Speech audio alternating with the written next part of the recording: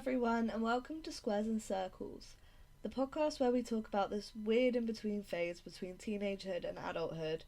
I'm your host Ellie, and in this first episode we're going to be talking about imposter syndrome and the teenage hangover. Before we get started, don't forget to follow the Instagram for this podcast, which is at Squares and Circles Pod, and also if you'd rather read the blog version of this podcast, you can go to the website, which is linked in the description.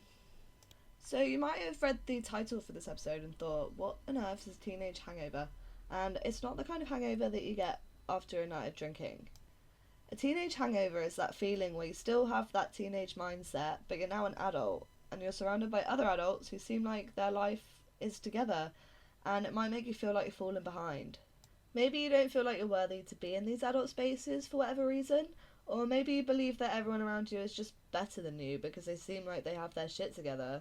Well, I'm here to tell you that they probably don't, and you're definitely not alone in this feeling. I found myself feeling this way, and it was only at the beginning of this year, after I turned 24, that I realised I was living with this teenage hangover, which led me to constantly feel like an imposter in spaces that I was more than entitled to. For example, good jobs, opportunities, and even talking with other adults who were older and I considered more established and put together. Like, my mere presence around these people was wrong for some reason. And I never felt like my voice should be heard by these people, that what I had to say wasn't important enough or interesting enough to even bother trying. And maybe you found yourself comparing your achievements, your goals, or your lifestyle with your peers and are left wondering why you're still trying to figure out your footing. I've definitely had these thoughts as well, and especially because I'm surrounded by such talented friends who are all getting into creative careers, or they have connections or prospects or something that's getting them towards where they want to be. And of course I'm really happy for them, and I'm so proud that their hard work has paid off and they're getting the amazing things that they deserve. But when I feel like I'm not getting the same opportunities or making the same progress, it's hard not to feel like I'm being left in the dust. And also that I even have a place in this rat race of a society that we live in. Imposter syndrome is defined in the Oxford Dictionary as the persistent inability to believe that one's success is deserved or has been legitimately achieved as a result of one's own effort or skills. Essentially, it's that sneaky little voice in the back of your mind questioning your abilities and your worthiness, and in this case, in the realm of being an adult.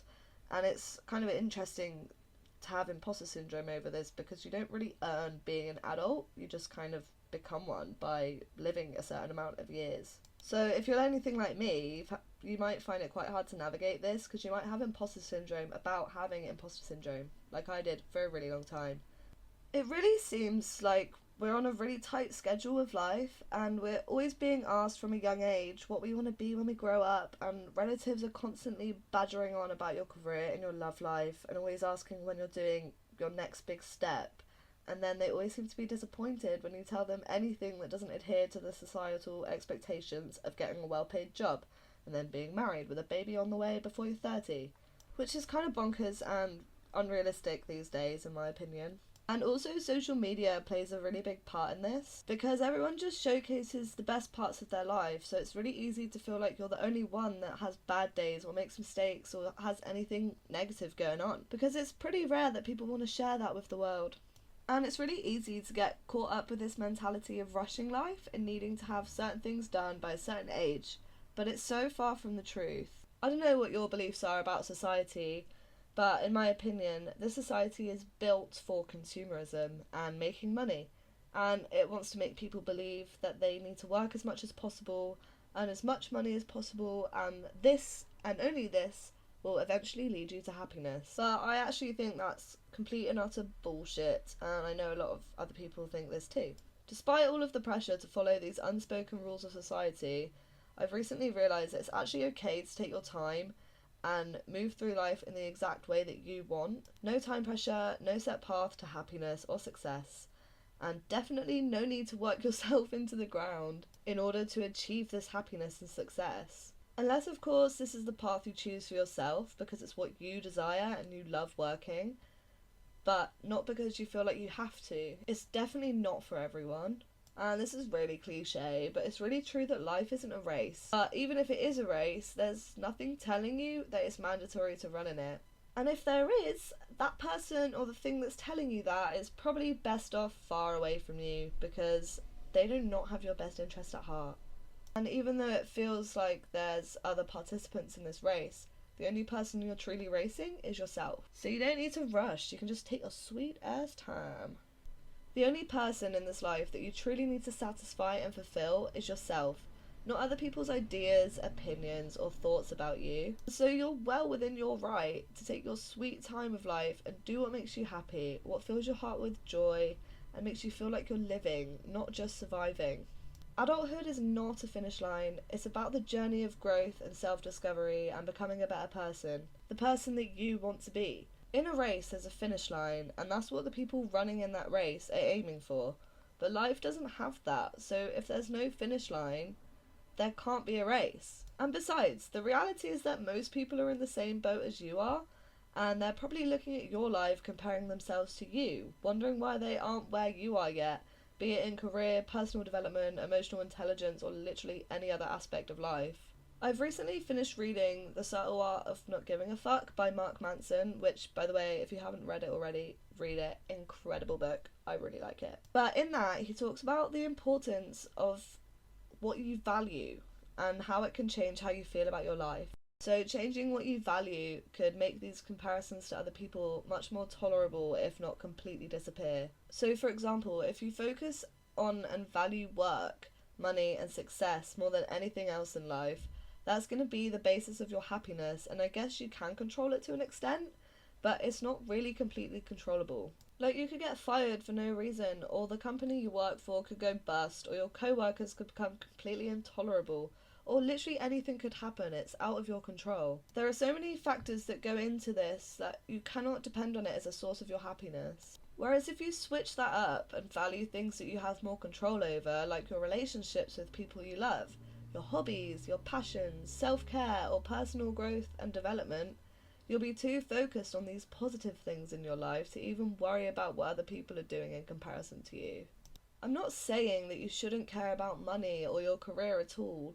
Of course we all want success and we want to be financially stable at least, but we don't need to place too much pressure and value on it to the point where it determines our happiness and self-worth, especially in comparison to these other more wholesome and fulfilling things that life has to offer. We should not have our existences revolve around this one aspect of life, or any one aspect of life, to be honest. We should have multiple sources of happiness and joy, and they should all stem from within ourselves.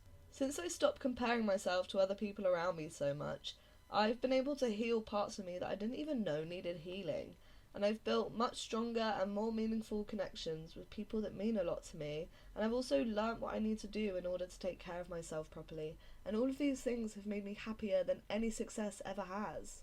Although, this being said, I have come really far with this, but I still struggle and I have a way to go with fully letting go of people's expectations and opinions of me. But that's okay, that's literally the point. It's a journey and it's to be expected. And I actually find it quite refreshing when I have a bad day with it, because it reminds me of how far I've come and how much I'm not in that mindset anymore.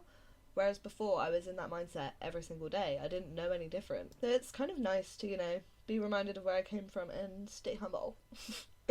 No, I'm joking. But it is nice to be reminded of how far I've come, and it does motivate me to keep growing, healing and learning. Because it reminds me how terrible it is to be in that mindset and how upset and just miserable you are. Also, just because I no longer place loads of value on my career and my success, it doesn't mean I don't still have big goals and dreams for my future. That's literally why I'm doing this podcast, but I would never have started it if I stayed in my previous mindset. Now that I don't let my career path rule my life and determine how I feel about myself, I actually have the space to try out things like this without worrying too much about whether it'll be successful or not. Of course I want it to be successful, that'll be amazing. But the fear of failure isn't stopping me from even trying in the first place like it was before. I'm really just content with doing it for fun and seeing how it goes and taking what lessons I learn along the way. For the longest time I thought that I was shy and lacked confidence because I'm an introvert, but I recently realised that actually has nothing to do with it. The reason I lacked confidence was because in my head I still felt like I was a teenager. I had this teenage hangover. I was a little teenager trapped in an adult's body. Not in the fun quirky way of being young at heart and playful, in like the miserable, insecure, uncertain, I hate myself kind of way. And I felt like everyone around me was better than me because of this. As I said before, I didn't really feel like my voice was worth being heard because everyone around me was better than me. I was inferior. So what I had to say had no value to them. They already knew everything I had to know and more. But once I did change my values and stopped comparing myself so much, I realised that my voice is just as good as the next person's. And nobody is superior to anybody. Kind of a wild mindset to have, because we're all just human beings and we're just trying to get through life, and success and confidence does not equal superiority. And when you're truly content in yourself, you don't feel inferior to anyone because you're made of the same things as everyone else, so how can you be less than? So basically, people are not superior to you, and those that you view in this way are just on a different journey. They might be further along in that journey and they might be closer to their goals, but they probably took a different route. They might know different people that could have helped them get to where they are, or maybe they just didn't have to get through the whole comparing themselves thing, so they never had this self-hindrance that people like us have had to overcome. Plus, people's successes do not make them better than you. Worthiness is not based on success, it's based on our own perception of ourselves.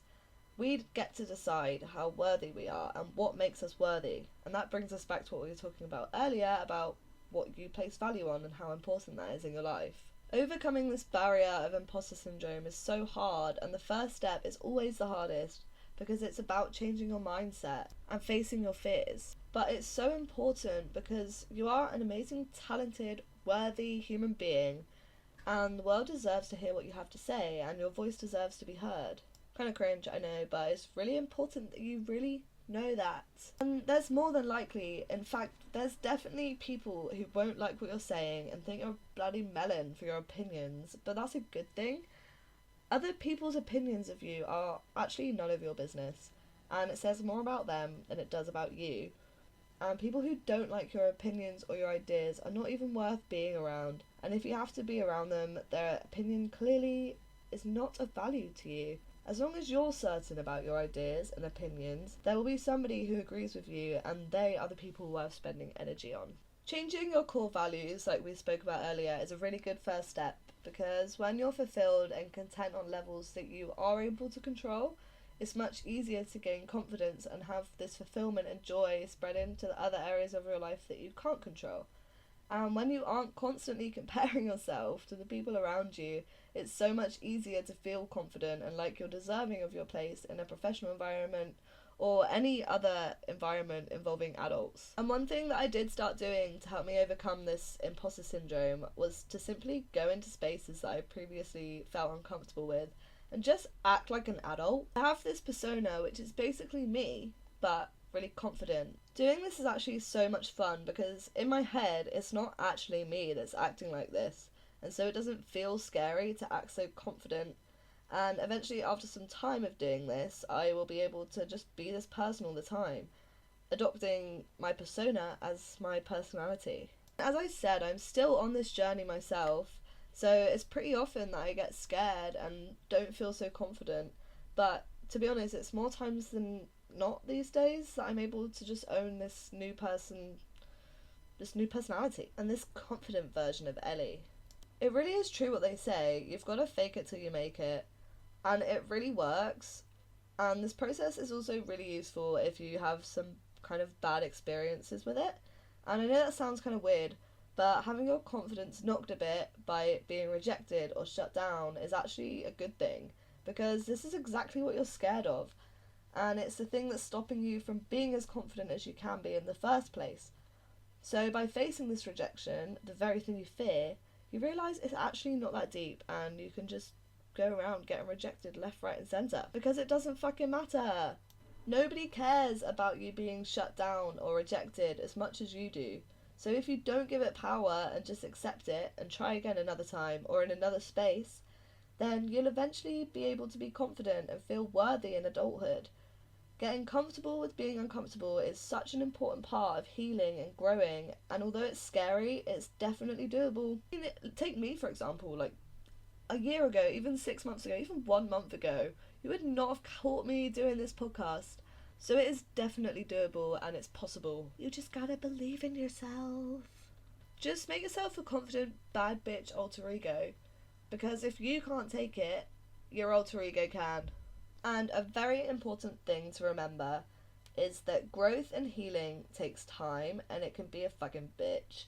And don't be discouraged if it feels like everything's going wrong, because I know this is cringe and you hear it all the time, but with everything that goes wrong, there is opportunity. Mistakes are an opportunity for learning. And so with every mistake that we make, the closer we are to becoming our bad bitch alter egos permanently, and we'll be able to be our true selves unapologetically, and we'll be able to just be so confident in adult spaces, and we won't feel like such an imposter anymore. That brings us to the end of our very first episode. Thank you so much for listening, and if you've made it this far, please let me know what you think about the podcast and this episode. I would love to hear your thoughts and advice on both imposter syndrome and just the podcast production generally, because I'm still learning in both of these things. As I said at the start, I've also got a website with a blog on it if you would rather read than listen, and don't forget to follow my Instagram at Squares and Circles Pod, which is also linked in the description. I will be back same time next week with another episode, and we'll be talking about post-lockdown syndrome and how it's affected us socially. So see you then. Have a nice week. Bye!